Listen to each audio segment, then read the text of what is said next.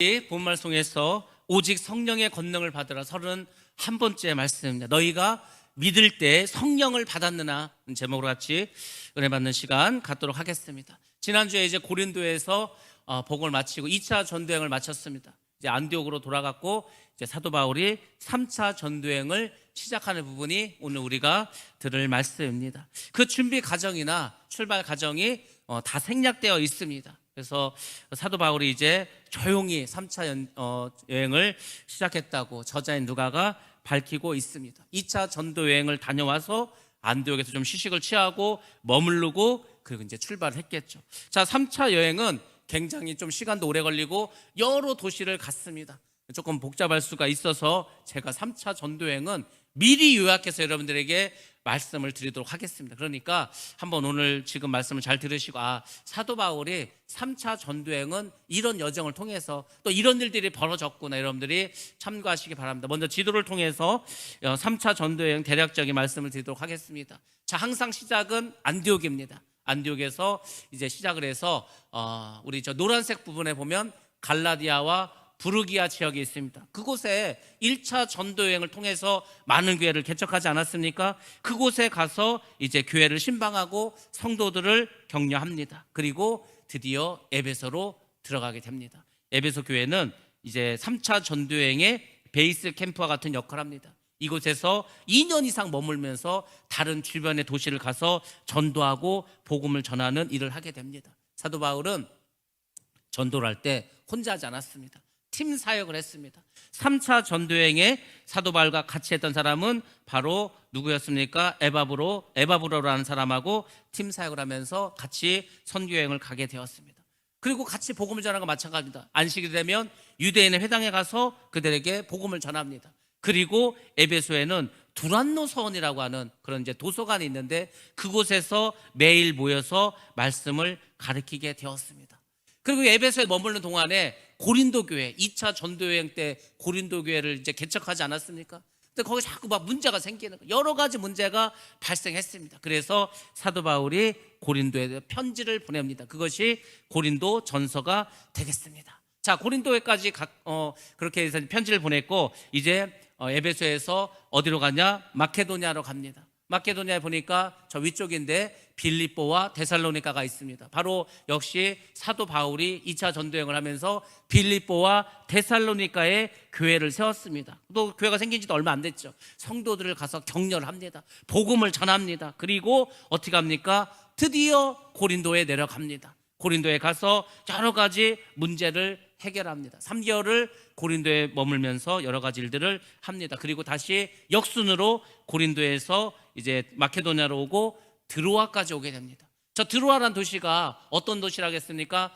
트로이라는 곳이라고 하잖아요. 트로이. 저기에서 이제 밑으로 내려옵니다. 자, 그래서 내려와서 이제 다시 복음을 전하는데 저 드로아에서 사건이 하나 벌어집니다. 우리가 사실 잘 아는 사건입니다. 이 당시에 이제 사도 바울이 이제 집회를 하는데 언제 하겠습니까? 저녁에 하지 않겠습니까? 다 저녁에 일이 끝나고 이제 집회를 하러 옵니다. 뭐 부흥회를 하는 거겠죠. 근데 사람들이 낮에 일을 하고 오다 보니까 특별히 청년들 얼마나 열심히 일합니까? 이제 밤에 예배를 드리는데 그때 뭐 형광등 있는 것도 아니고 에어컨이 있는 것도 아니고 그냥 꾸벅꾸벅 창틀에 앉아 졸다가 유두고가 땅에 떨어져 죽어버립니다. 그럼 막 죽어버려. 집회를 하다 보면 사람 죽었으니까 난리가 나지 않겠습니까? 근데 사도 바울이 가서 그 죽은 유두고를 안수하고 기도하니까 또 살아나는 그런 기적도 있었습니다. 그것이 바로 드로아였습니다. 자, 드로아에서 밑으로 내려와서 아소와 미둘레네와 그리고 사모 또 기호를 거쳐서 이제 다시 돌아오는 과정에서 밀레도를 이제 거치게 됩니다. 그 밀레도는 우리가 그 에베소 바로 아래에 있는 도시인데 에베소에 있는 장로들을 초청합니다. 그리고 그 유명한 고별 설교를 밀레도에서 합니다. 그때 많은 사람들 막 눈물을 흘리는 거예요. 가지 말라고. 그 예루살렘에 가면은 구속당하고 속박당하고 그리고 묶이게 된다고. 사도 바울도 알지만 그래도 하나님의 사역을 감당해야 된다. 그래서 밀레도에서 다시 이제 배를 타고 두로와 둘레미아로 가서 그리고 가이사랴로 가게 됩니다. 가이사랴에서 이제 많은 사람들이 말리고 했지만은 결국은 예루살렘에 가고 선교 보고를 하고 그곳에서 체포를 당하고 로마로 가게 됩니다. 자, 이렇게 해서 제가 3차 전도 여행을 개략적으로 다 말씀드렸습니다. 누가가 이렇게 이제 사도 바울의 전도 여행을 따라다니면서 기사를 쭉 씁니다. 그래서 이제 본격적인 3차 전도 여행이 벌어졌는데 3차 전도 여행을 하기 전에 이제 누가가 잠시 삽입하듯이 이야기를 하나 집어넣습니다. 그것이 바로 브루스길라와 아굴라 부부가 바로 이 에베소에서 아볼로를 만나는 사건을 이야기합니다. 여러분들 이제 지도 내려주시고 우리가 인생을 살아가면서 여러 가지 일들을 하십니다. 여러분들 지금까지 인생을 쭉 살아오지 않았습니까? 근데 잘 보시기 바랍니다. 여러분이 계획한 대로 됐습니까? 여러분들이 원하는 대로 됐습니까? 여러분이 만날 사람들, 또 여러분이 만난 사람들이 다 여러분들에게 도움을 줬던 사람입니까? 그렇지 않습니다. 우리는 내일 당장 어떤 일이 벌어질지, 그 태풍이 어디로 와서 어떤 루트를 겪어서 또 얼마나 많은 사람들이 집을 잃고 생명을 잃고 재산 피해가 날지 아무도 알지 못합니다. 이게 또 어떻게 하나님 역사하셔서 일본 쪽으로 갈지, 다시 뭐 중국 쪽으로 갈지, 아니면 우리나라를 그냥 관통해서 엄청난 피해가 날지 아무도 알지 못합니다. 하나님은 항상 인류의 역사를, 우리의 삶을 섭리하시고 인도하십니다. 근데 참 중요한 것은 하나님의 백성은, 하나님의 사람은 하나님께서 계획하신 대로 끌고 가신다는 거예요. 아니 생각해 보시기 바랍니다. 사도 바울이 처음에 이제 유럽에 가서 복음을 전했는데 빌립보에 갔습니다. 거기에는 회당도 없었습니다. 그 뭐 복음을 전할 데가 없었죠. 기도처를 갔습니다. 거기서 루디아를 만나지 않습니까? 루디아를 만났습니다. 또 거기서 원치 않는 감옥에 갔지 않았습니까? 그 신라우 감옥에서 기도하고 또 찬양했더니 막 지진이 일어나서 옥문이 열리지 않았습니까? 그래서 이제 그 옥을 지키던 사람이 간수장이 죽으려고 하니까 그 사람에게 복음을 전해서 그 사람 예수를 믿어서 필리포에 교회가 생기지 않습니까? 그러니까 하나님은 여러 가지 자연 환경도 이용하시고 사건도 이용하시고 사람도 이용하셔서 그렇게 막 복음을 전파시킵니다. 뭐 그런 일이 벌어져. 데살로니가에서도, 그리고 이제 그 밑으로 내려서 고린도에서도, 아덴에서도 하나님 역사하시죠. 근데 세상에 에베소는 우리가 굉장히 큰 도시고, 그 다음에 거기에 큰 여신 그런 신전도 있고 많은 그 무역을 하는 대도시 아닙니까? 우리가 그때 그 계시록 2장과 3장을 하면서 7교회를 했었죠. 그때 에베소 교회 하지 않았습니까? 첫사랑을 잃어버렸던 그 에베소 교회. 얼마나 믿음이 크고 얼마나 뭐 정말 신실한 순교자가 있는 그런 교회인데도, 근데 그 에베소 교회가 어떻게 처음에 시작된지 아십니까? 사도 바울이 복음을 전했습니다. 근데 사도 바울이 복음을 전하기 전에 고린도에서 브루스길라와 아굴라 부부를 에베소에 데리고 옵니다. 그 부부를 에베소에 맡겨두고 사도 바울은 안디옥으로 돌아갑니다. 근데 그 에베소에 있었던 브루스길라와 아굴라 부부가 그 에베소에서 아주 중요한 사람을 만납니다. 그 사람이 바로 아볼로라고 하는 사람입니다. 아볼로. 그래서 아볼로에 대한 설명을 먼저 조금 드리도록 하겠습니다. 아볼로는 알렉산드리아라는 지역에서 태어난 유대인이었습니다. 이 사람이 탁월한 성경학자였습니다. 완전히 신학 박사였다는 것입니다. 자, 알렉산드리아는 도시에 대해서 이제 먼저 말씀드리겠는데, 지중해에 인접해 있는, 지중해에 끼고 있는 해안 도시입니다. 이집트의 해안 도시인데 이 도시가 굉장히 발전한 도시입니다. 그리고 이곳은 알렉산더 대왕이 자신의 이름을 따서 만든 도시입니다. 알렉산더 대왕이 그 마케도니아에서 일어나가지고 그 이란과 인도와 그리고 이집트 지역까지 점령하지 않았습니까? 그래서 자기 이름을 따서 이곳에다가 큰 도시를 만들었습니다. 마케도니아가 이 알렉산더 대왕이 다스릴 때는 이집트의 수도가 바로 이곳이었습니다. 그래서 굉장히 큰 도시였고 상업과 무역이 발달했는데 학문도 발전한 곳입니다. 이 당시에 전 세계에서 가장 큰 도서관이 바로 알렉산드리아 이곳에 있었습니다. 그리고 수도인 카이로보다 그 다음 큰 도시, 우리나라 치면은 부산과 같은 도시가 이곳이라는 것을 우리가 알 수 있습니다. 근데 이곳에서 아주 중요한 일이 벌어집니다. 아주 정말 놀라운 일이 벌어집니다. 인류 역사상 최초로 성경이 다른 언어로 번역되는 일이 이곳에서 벌어집니다. 여기는 도서관도 있습니다. 유대인들도 많이 있습니다. 공부를 많이 한 도시입니다. 학자들도 많이 있었습니다. 그래서 여기서 무슨 일이 있었냐면은 이제 유대교가 이 당시에는 뭐 신약 성경이 없지 않았습니까? 구약 성경밖에 없었습니다. 근데 그 구약 성경은 히브리어로 되어 있습니다. 왜? 유대인들만 믿었으니까. 근데 이제 유대인이 아닌 이방인 중에서 유대교를 믿는 사람들이 나왔습니다. 이 사람들은 정말 신실한 사람들이었습니다. 그래서 자기들이 하나님을 믿는 거예요. 하나님을 믿는데, 하나님을 믿으니까 성경을 봐야 되는데 이게 다 히브리어예요. 어떻게 봅니까? 그래서 이곳에서 히브리어로 되어 있는 구약 성경을 이 당시의 공용어인 헬라어로 번역하는 일이 벌어집니다. 12지파에서 6명을 뽑는 거예요. 6명을 뽑아서 그 중에서 70명이 한 사람 한 사람이 다 그 구약성경, 히브리어로 되어 있는 구약성경을 헬라어로 번역하는 일을 합니다. 그리고 나중에 그 70명이 번역한 걸 다 놓고서 비교했더니 아니 세상에 그렇게 완벽하게 번역이 되어 있는 거예요. 그래서 그것을 이제 한 200년, 300년 시간을 둬서 완성하고 완성해서 나온 것이 그 유명한 70인역이라는 겁니다. 70인역은 히브리어로 되어 있는 구약성경을 헬라어로 번역한 그런 것입니다. 제가 사진을 통해서 이제 이 알렉산드리아에 대해서 말씀드리도록 하겠습니다. 먼저 위치를 보면은 저기 이제 오늘날 지도죠. 이집트가 있고 그다음에 이집트의 수도 카이로가 있습니다. 그 카이로에서 지중해 쪽으로 붉은색으로 되어 있는 게 마케도니아 지금 말씀드렸던 도시인데 이곳에서 이제 그 놀라운 일들이 벌어졌습니다. 알렉산드리아가 저 붉은색으로 되어 있는 점으로 되어 있는 저곳에 있고 지중해에 있고 아주 큰 그런 대도시입니다. 다음 사진 보시면 오늘날의 알렉산드리아가 바로 저렇게 되어 있습니다. 바닷가에 인접되어 있고 저게 큰 항구가 있고 주변에 도시가 잘 발전되어 있는 곳이 저곳입니다. 또 다음 번 보시면은 저것이 그 당시에 있었던 도서관입니다. 많은 학자들이 연구하고 공부해서 정말 저 고대 사회 최고의 도서관이 알렉산드리아에 있었고 다음 보시면은 현재의 그 도서관의 모습입니다. 지금 우리가 이집트 저곳에 가면은 도서관이 있고 내부 사진도 한번 보여주시기 바랍니다. 내부도 저렇게 크게 되어 있습니다. 그래서 아볼로는 이렇게 정말 학문이 발전하고 하나님의 말씀을 많이 공부할 수 있는 이곳에서 자라났습니다. 알렉산더 이 대왕이 이곳을 차지하고서 유대인들을 많이 이곳에 가서 살게 했습니다. 그래서 알렉산더의 3분의 1이 유대인이었습니다. 이 유대인들이 성경을 연구하고 70인역을 번역하면서 이제 복음을 전하게 되었습니다. 아볼로는 또 특징이 있고 장점이 있는데 이 사람이 말을 잘했습니다. 말을 그냥 말솜씨가 너무 막 화려한 거예요. 뭐 단어도 막 어휘력도 대단하고 이야기도 막 재미있게 하고 성경에 능통하고 해박한 성경 지식을 가지고 있고 세상에 이 사람이 이야기를 하면은 설교를 하면 그렇게 논리적인 거예요. 그래서 많은 사람들이 아볼로를 좋아했습니다. 아볼로는 어릴 때부터 예수가 그리스도라는 것을 믿었습니다. 기독교를 믿었다니까. 예수에 대해서 듣게 되었습니다. 어떻게 알게 됐냐면 이 사람이 공부를 많이 하고 구약성경에 능통한데 구약성경을 보니까 하나님이 우리를 위해서 메시아를 보내주겠다는 거예요. 그래서 이 사람도 궁금했죠. 도대체 메시아가 언제 오실까? 메시아가 누구실까? 막 그렇게 막 항상 관심을 가졌는데 막 소문이 들려오는 거예요. 그 메시아가 유대 땅 그 베들레헴에서 나시고 예루살렘에서 죽으시고 그리고 부활하시고 뭐 이런 소문들이 막 퍼지는 거예요. 그래서 이 사람이 기독교를 믿게 되고 예수를 믿게 되었습니다. 그리고 그 예수에 대해서 이제 사람들에게 가르치는 일도 했습니다. 물론 이 사람은 예수님을 만난 적도 없습니다.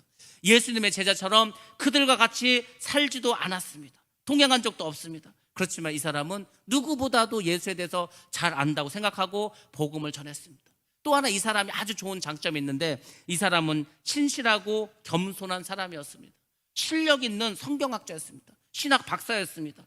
근데 자신이 알지 못하는 부분이 있으면 그것을 열린 마음으로 배우는 그런 사람이었습니다. 어느 날 천막을 만드는 부부가 아볼로를 찾아왔습니다. 그리고 이야기를 하는 거예요. 저희들이 지금 아볼로 선생님께서 말씀하신 걸 잘 들었다고. 근데 저희가 볼 때 지금 잘 모르는 게 있는 것 같다고, 모르는 게. 그러면서 이제 저희들이 좀 알려주겠다고 하는 거예요. 그럼 여러분 생각해 보시기 바랍니다. 어느 날 신학 교수가 막 이제 여러 가지 성경 이야기를 설교를 했어요. 예배가 끝났는데 어떤 부부가 오는 거예요. 그러더니 제가 참 말씀을 잘 들었는데 지금 목사님이 잘 모르는 게 많은 것 같아가지고 제가 좀 알려드리겠다고.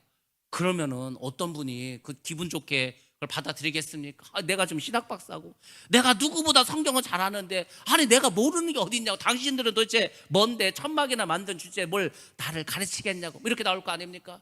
근데 아볼로는 그렇게 하지 않았습니다. 그러냐고. 그럼 내가 모르는 게 뭔지 좀 알려달라고 이렇게 나왔습니다. 물론 무슨 내용을 가르치고 어떻게 그가 받아들였는지 자세히 나오진 않았지만은 성경을 보면은 이렇게 나와 있습니다. 아볼로는 구약에는 대가입니다. 그래서 그 구약의 마지막이 뭐냐면 결국은 세례 요한까지 나오는 거예요. 그러면 잘 보시기 바랍니다. 세례 요한은 메시아가 오실 길을 예비하는 사람이에요. 그 진짜 주인공 누굽니까? 메시아죠. 근데 이 당시에는 신약 성경이 없습니다. 예수에 대한 이야기를 들었지만은 자세히는 모릅니다. 예수님께서 제자들에게 무슨 말씀하셨는지 뭐 신약 성경이 없으니까 아볼로도 모르는 게 많아. 근데 브루스길라와 이 아굴라 부부는 사도 바울에게 그 고린도에서 많이 배우지 않았습니까? 그래서 사도 바울에게 들었던 예수님의 이야기, 그 진리에 대해서, 그래서 그분이 이 땅에 우리의 죄를 위해서 오셨고 우리를 위해서 죽으시고 부활하시고 성령이 오셔서 이렇게 막 복음을 전하는 뭐 이런 얘기를 막 전했어. 그랬더니 아볼로가 그것을 깨닫고 난 그건 몰랐다고 그렇게 받아들였다는 것입니다. 이게 굉장히 중요하죠. 제가 아는 교수님이 있습니다. 제가 신학교 다닐 때 교수님인데 정말 똑똑했어요. 이분은 얼마나 똑똑하면 책을 막 수십 권을 외워버리는 분입니다. 아주 뭐 정말 너무너무 똑똑했어요. 정말 머리 좋았습니다. 이분은 그냥 뭐 총장은 따놓은 당상입니다. 미국에서도 뭐 너무 공부를 잘해가지고 뭐 유학하면서 아주 뭐 대단한 분이었습니다. 근데 이분이 서울에서 강남에 있는 교회에서 청빙이 왔습니다. 그래서 이제 어느 날 교수를 그만두고 이제 그 목회를 하기로 했어요. 근데 이분이 아는 거예요. 내가 신하고 공부 많이 했고 내가 뭐 성경적인 거 많이 알지만은 목회는 또 모르지 않습니까? 그래서 이분이 뭐 물론 미국에서 이제 신학할 때 뭐 목회를 한인교회를 했지만 그건 좀 다르지, 한국 목회. 그 이분이 뭘 하셨냐면은 기도원을 다니기 시작했어요. 기도원. 여러분들 신학교 교수가 기도원 다닌다는 게 쉽지 않습니다. 근데 이분은 기도원에 갔어요. 기도원에 가서 그 이제 기도를 하고 물론 이제 설교를 전하고 그리고 이제 기도원 원장님하고 같이 이제 상담도 많이 하고 또 기도도 받고 뭐 이런 일을 했습니다. 그래서 나름 영적으로 많이 준비하고 가셨어요. 거기 기도원 원장님은 신학도 하지 않으신 분입니다. 성경에 대해서는 이 교수님보다 훨씬 아는 게 없죠. 그분은 설교도 못 하십니다. 그래서 기도만 해주시지. 그럼에도 불구하고 그 교수님은 그곳에서 영성을 쌓았습니다.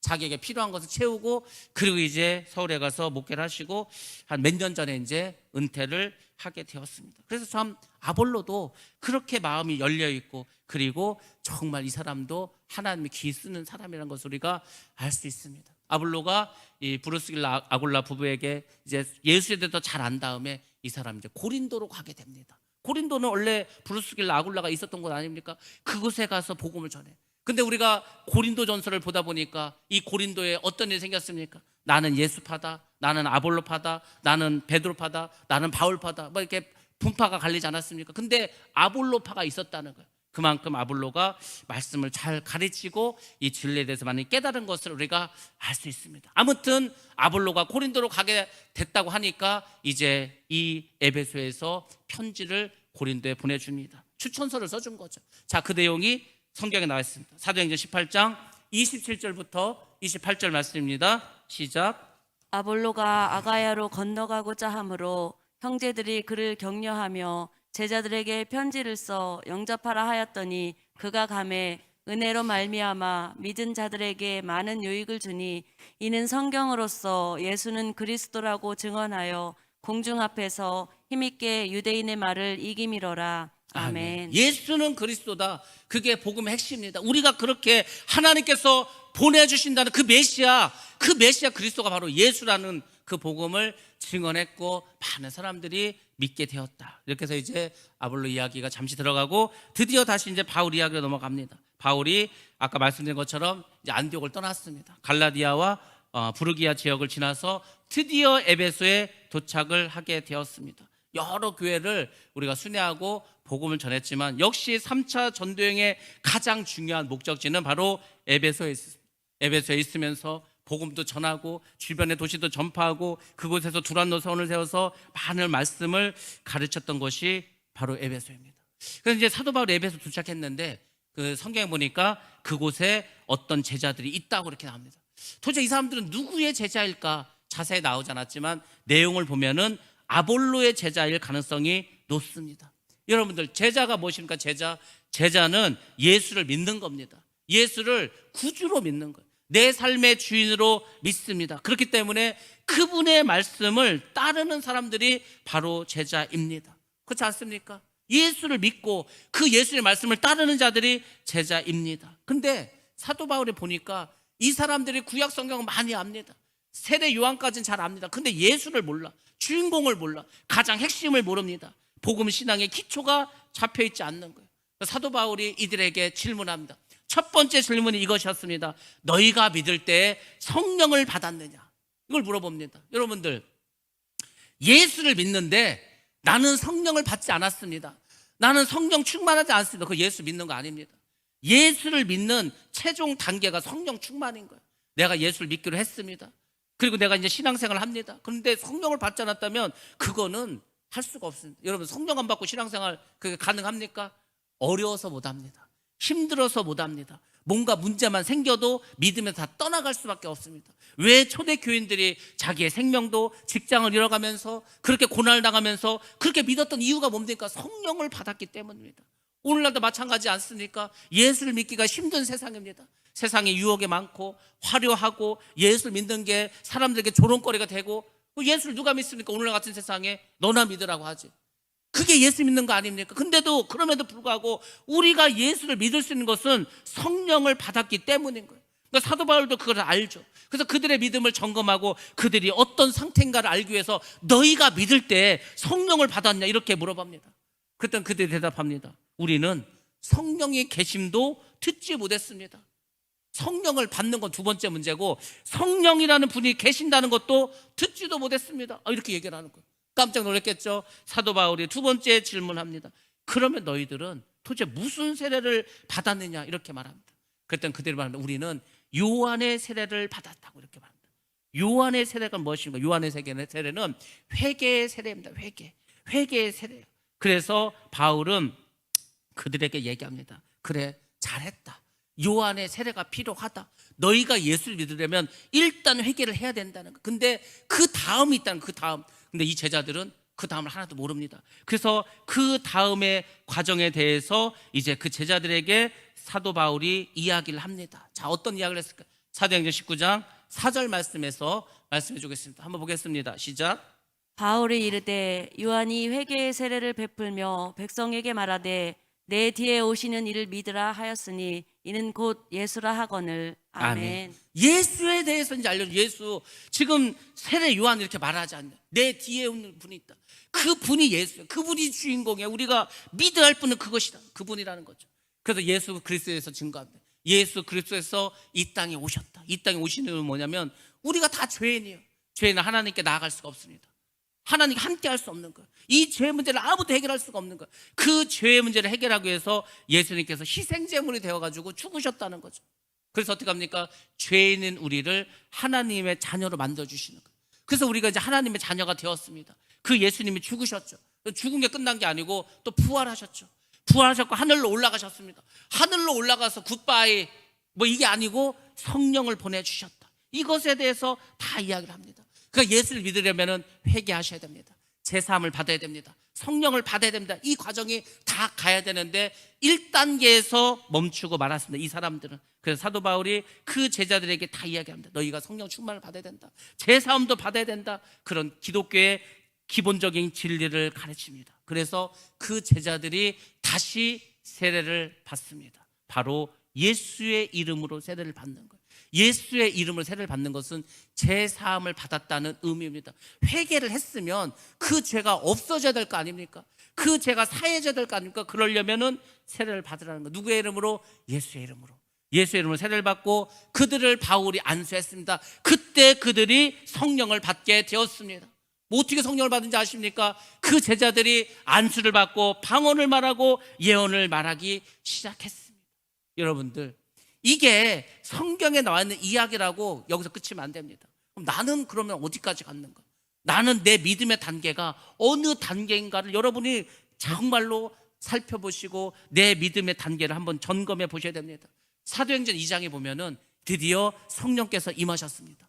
그리고 어떻게 했습니까? 베드로가 이제 복음을 전했을 때 3,000명이 예수 믿겠다고 나왔습니다. 다 세례를 줬습니다. 그들이 교인이 돼서 인류 역사상 최초의 교회 예루살렘 교회가 생기기 시작했습니다. 그때로부터 시작해서 오늘 우리에게까지 또 우리가 저 선교지에 복음을 전하는 그곳까지 이 믿음의 단계는 통일하게 똑같이 역사하는 것을 여러분들이 꼭 기억하시고 그 과정을 여러분들이 다 지나가셔야 됩니다. 다시 말씀드리면 복음을 믿는 사람은, 예수를 믿는 사람은 첫 번째 단계 반드시 회개의 단계를 가지셔야 됩니다. 그동안은 내가 세상을 사랑했습니다. 그동안은 내가 마귀를 따라 살았습니다. 그동안 내가 우상 숭배하고 내 마음대로 살고 내 정욕과 내 욕심대로 살았습니다. 그것을 하나님 앞에서 회개하셔야 되는 거예요. 회개는 다시 그렇게 안 하겠다는 거 아닙니까? 내가 그렇게 몰라서 그랬습니다. 내가 하나님을 몰라서 하나님을 내 인생의 주인을 삼지 않았습니다. 그걸 말해야 될 거 아니에요. 그게 회개입니다. 회개한다고 끝납니까? 아니라니까. 그 다음 단계 넘어가야 되는데 뭡니까? 예수 그리스도의 이름으로 세례를 받아야 되는 거예요. 그 세례는 물로 하지 않습니까? 물로 우리가 세례한다는 것은 그 죄를 씻어준다는 거예요. 아니 여러분들 죄를 고백만 하고 끝나면 어떻게 됩니까? 그 죄가 사해져야 될 거 아닙니까? 법정에서 너는 무죄다 판사가 땅땅땅 쳐야지 그 죄가 없어지는 거 아닙니까? 내가 내 죄를 말했다고 죄가 없어지는 게 아닙니다. 하나님이 결제를 하셔야 될 거 아니에요. 그것이 바로 죄 사함의 세례라는 것입니다. 세례를 받았어. 거기서 끝입니까? 하나 더 나가야 됩니다. 뭡니까? 믿는 사람들은 내 죄가 사해졌다면 반드시 성령의 충만을 받아야 된다는 겁니다. 초대교회 교인들은 그 예루살렘 교회에서 시작해서 다 성령을 받았습니다. 지금 우리도 마찬가지라고 하지 않았습니까? 전 세계 모든 교회가 예수를 믿기로 작정해서 내가 회개하고 제사함을 받으면 성령의 충만을 받아야 되는 거예요. 근데 여기서 우리가 오해를 하나 합니다. 어떤 오해를 합니까? 성령 충만은 목사님이나 선교사님이나 믿은 좋은 사람들만 받으면 되지. 나같이 이제 나온 지도 얼마 안 된 사람이 무슨 뭐 성령의 충만을 받고 뭐 그렇게 할까? 아닙니다. 성경을 보시기 바랍니다. 성경은 모든 믿는 자들은 다 그런 삶을 살았다고 우리에게 말씀해 주고 있습니다. 우리가 이런 오해에서 벗어나야 됩니다. 이 코로나가 터지면서 이런 일이 벌어졌습니다. 제가 이제 그 부흥회 다니고 할 때 같이 있었던 목사님들이 두 부류가 있었습니다. 한 팀은 이 선교사님들이에요.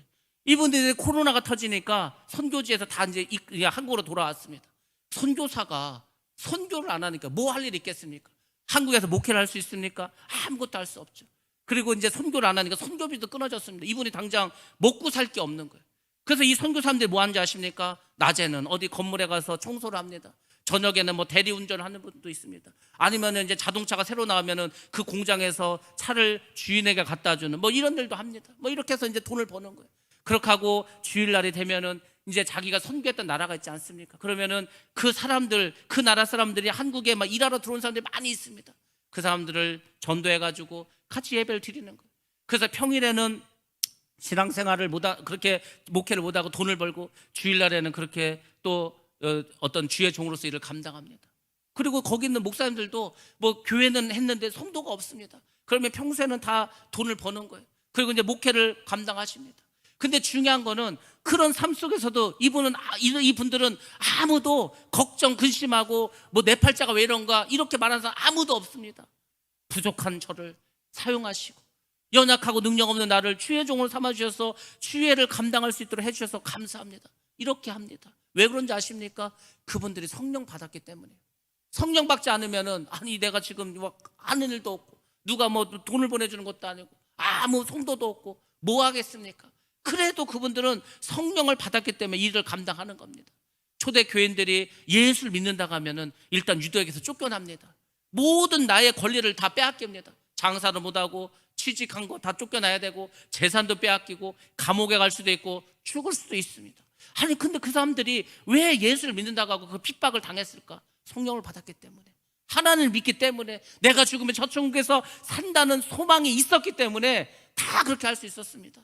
그것이 초대교인들에만 필요합니까? 아니라니까. 우리는 다시 오실 주님을 고대하면서 준비하면서 단장한 신부의 삶을 살아가는 마지막 세대들이라고 우리가 하고 있지 않습니까? 우리는 어찌 보면 초대교인들보다 더 믿음을 가져야 되는 거예요. 더 성령 충만해야 됩니다. 그런 어떤 그 성령 충만함으로 이런 모든 어려움을 이겨야 되는데 오늘날 그렇습니까? 코로나가 터져서 나오지 못하고 뭐가 문제라서 못 나오고 자꾸 믿음에서 떠나가는 거예요. 이 세상은 점점 악해집니다. 동성애란 말 처음 나왔을 때 말도 못 꺼냈죠. 그냥 연예인이 나 사실 동성애자라고 그렇게 말하는 순간, 커밍아웃 하는 순간 그냥 퇴출돼 버렸습니다.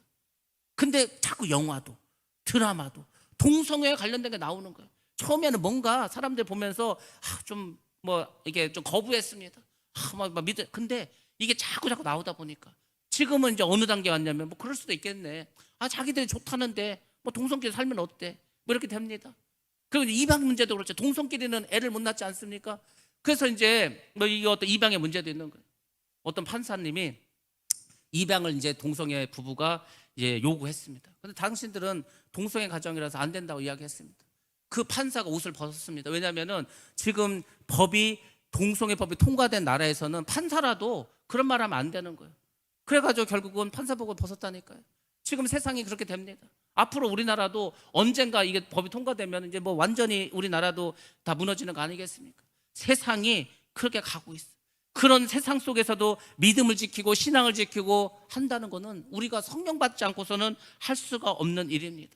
초대 교인들이 그렇게 자기 죄를 회개하고 제사함을 받고 그래서 성령 충만하게 살아갔다면 우리도 그렇게 살아갈 줄 믿습니다. 왜? 주의 말씀은 어제나 오늘이나 내일까지 영원토록 동일하시기 때문에 이렇게 복음이 전파된 그 내용은 지금까지 동일하게 역사하는 것입니다. 사도행전은 복음이 전파되는 그 대상이 확대되는 것도 계속해서 보여줍니다. 사도행전 2장에는 유대인들이 이제 복음을 받아들였습니다. 사도행전 8장에서는 사마리아의 복음이 증거됐습니다. 그리고 10장에서는 드디어 고넬료 가정, 최초의 이방인 가정이 복음을 받아들이게 됩니다. 그리고 그 복음을 핍박했던 사울이 이제 주님을 받아들여서 믿음 생활을 하는 것도 이제 13장부터 보여주고 있습니다. 그리고 이미 신앙을 가지고 있던 제자들, 뭐 믿음은 있지만 뭔가 좀 부족해, 뭔가 좀 잘못 알고 있어, 뭔가 연약해. 이 제자들도 드디어 복음이 들어갔다는 거 오늘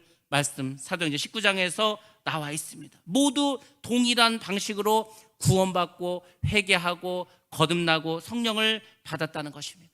에베소의 그 제자들은 처음에는 그냥 믿는 사람이었어. 그냥 교회 다녀, 그냥 믿어, 이런 사람들이었습니다. 그렇지만 사도 바울을 만나고 물과 성령으로 온전히 거듭나게 되고 참 제자가 되고 드디어 하나님의 자녀 백성이 되었습니다.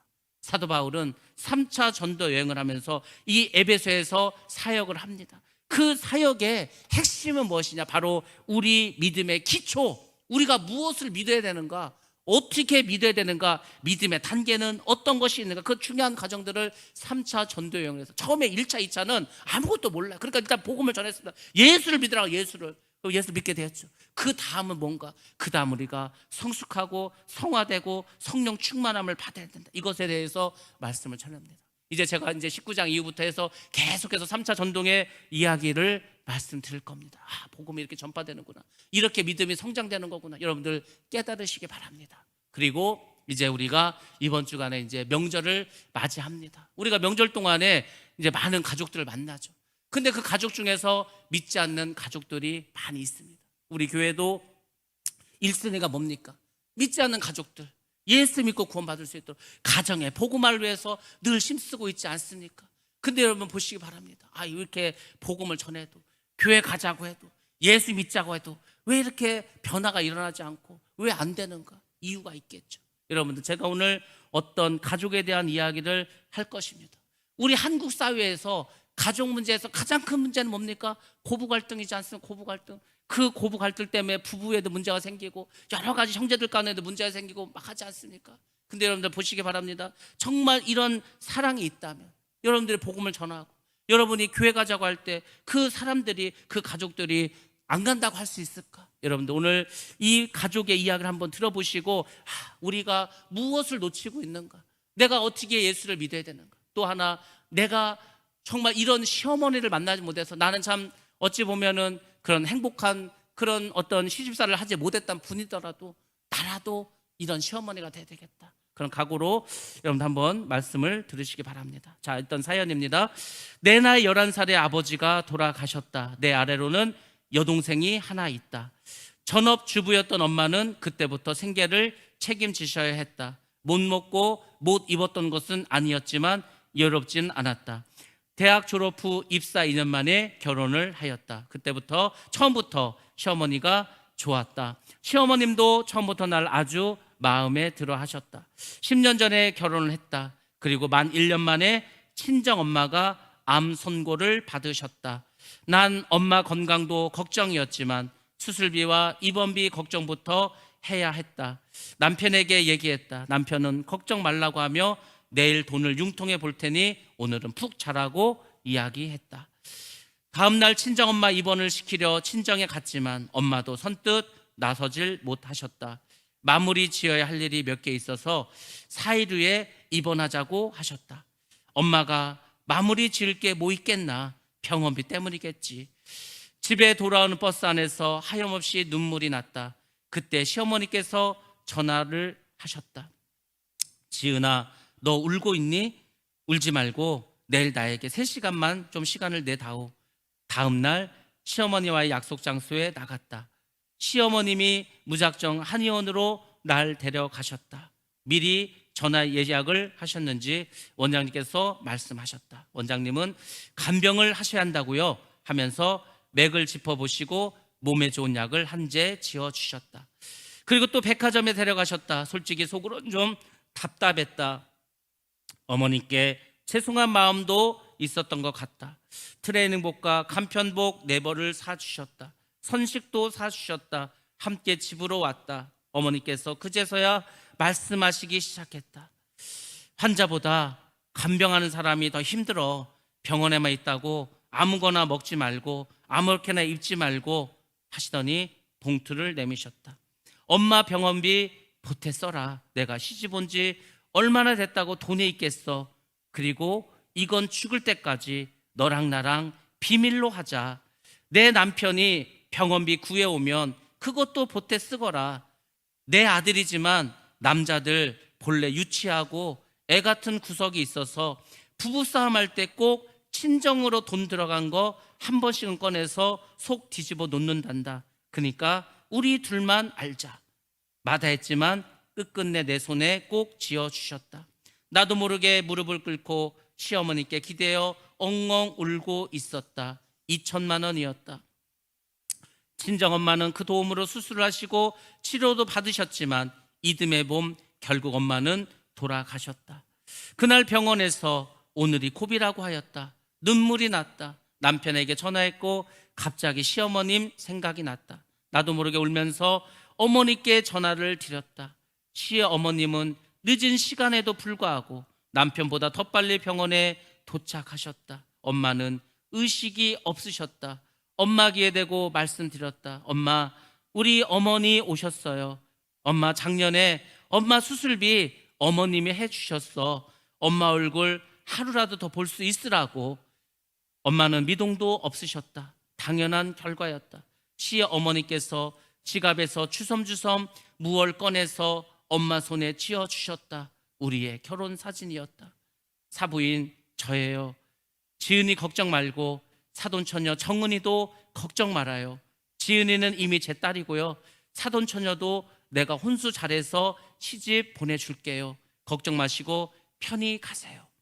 그때 거짓말처럼 친정엄마가 의식 없는 채로 눈물을 흘리셨다. 엄마는 듣고 계신 거였다. 가족들이 다 왔고 엄마는 2시간을 넘기지 못한 채 그대로 눈을 감으셨다.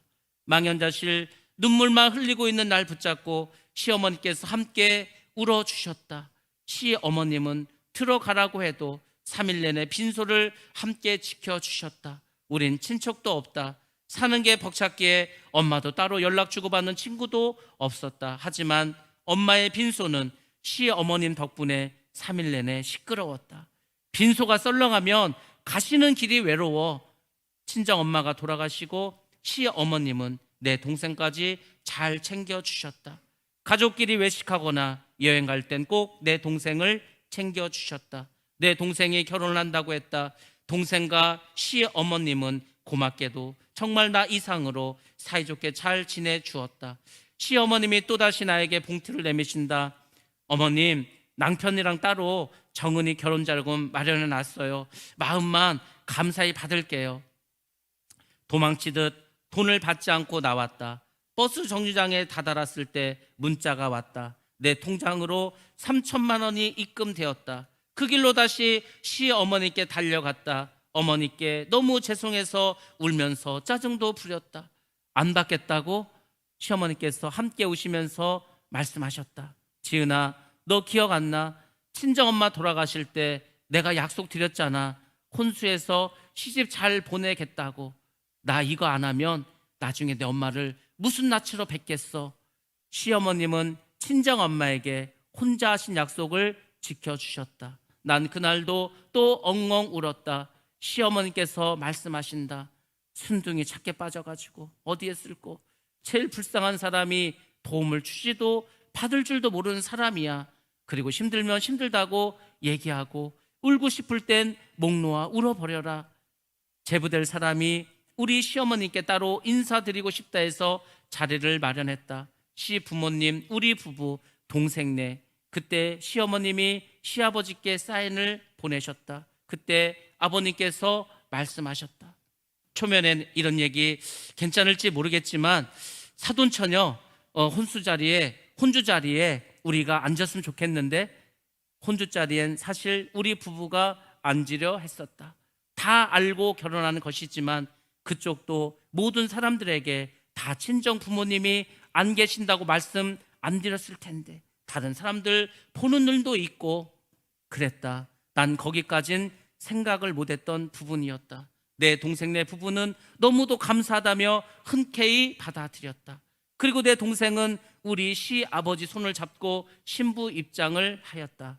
내 동생 부부는 우리 부부 이상으로 우리 시댁에 잘해 주었다. 오늘 우리 시어머님의 49제였다. 가족들과 동생네 부부와 함께 다녀왔다. 오는 길에 동생도 나도 많이 울었다. 오늘 10년 전 어머니와 했던 비밀 약속을 남편에게 털어놓았다. 그때 병원비 어머니께서 해주셨다고. 남편과 난 부둥켜 안고 시어머님 그리움에 엉엉 울어버렸다.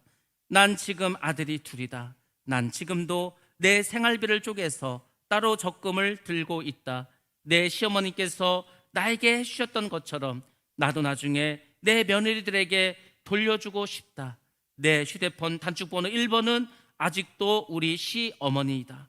항상 나에게 한없는 사랑을 베풀어 주신 우리 어머님이다. 어머님, 우리 어머님 너무 감사합니다. 어머니 가르침 덕분에 제가 바로 설 수 있었습니다. 힘든 시간 잘 이겨낼 수 있었고요. 어머님 너무 사랑합니다. 그리고 그립습니다. 제가 꼭 어머니께 받은 은혜 많은 사람들에게 베풀고 사랑하고 나누며 살아가겠습니다. 너무 보고 싶어요, 어머니. 이것이 이 사연의 이야기입니다. 이분들이 예수를 믿는지 안 믿는지 우리가 알 수 없습니다.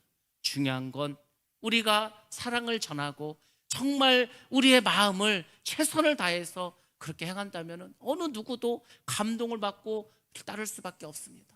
왜 여러분들이 여러분의 가족에게, 자녀에게, 또 이웃에게, 또 아버지, 어머니, 여러 형제들에게 복음을 전해도 그들이 듣지도 않고 따르지도 않습니까? 이 시어머니와 같이 내가 했다면 그들이 그렇게 하겠습니까? 우리가 말로만 교회 가자, 말로만 예수 믿자, 아무도 안 믿습니다. 너나 잘 믿으세요. 그게 오늘날 이 세상입니다.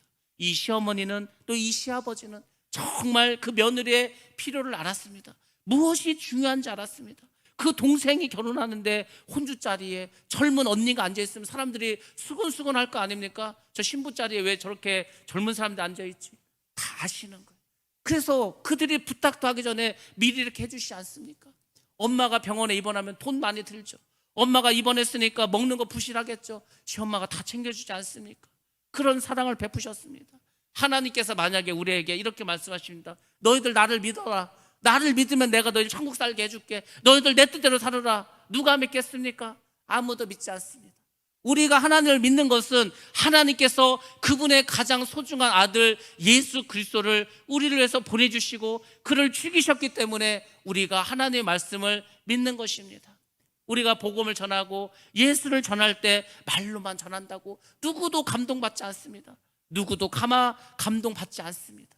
정말 그 사람의 아픔과 그 사람의 필요를 챙겨주고 위에서 챙겨주고 위로해주고 안아줄 때 그 사람들이 주님 앞으로 돌아올 줄로 믿습니다. 사도 바울도 그 심정, 그리스도의 심정을 가지고 그렇게 동족들에게 나아갔습니다. 차라리 내가 저주를 받아서 하나님께 끊어지는 한이 있더라도 내 동족들 좀 살려달라고.